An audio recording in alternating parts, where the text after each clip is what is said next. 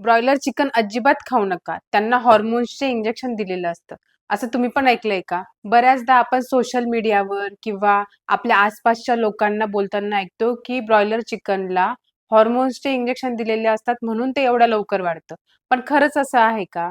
तर अजिबातच नाही. कारण कोंबड्यांना ग्रोथ हॉर्मोन्सचे इंजेक्शन देणं अनेक ठिकाणी बंदीच्या नियमाखाली येतं. त्यापेक्षा जास्त महत्त्वाचं म्हणजे पोल्ट्री फार्ममध्ये हजारो कोंबड्या असतात.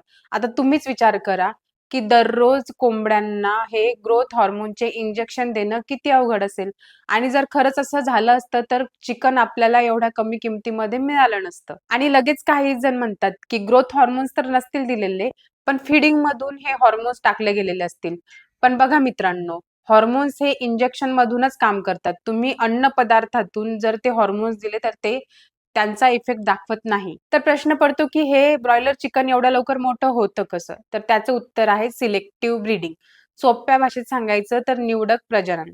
तर निवडक प्रजननामधून अशी एक ब्रीड तयार केली गेली आहे, की जी कमी वेळामध्ये जास्त खाईल, लवकर वजन वाढवेल आणि लवकर मोठी होईल. त्यामुळेच गावरान कोंबडी हळू वाढते आणि ब्रॉयलर चिकन हे त्याच्या ब्रीडमुळे झपाट्याने वाढतं. म्हणून ब्रॉयलर चिकनची जलद वाढ ही हॉर्मोन्समुळे नाही तर सिलेक्टिव्ह ब्रीडिंगमुळे होते. जर तुम्ही नॉन व्हेजिटेरियन आहात आणि हॉर्मोन्सच्या भीतीमुळे तुम्ही चिकन खाणं जर सोडलं असेल तर असं अजिबात करू नका.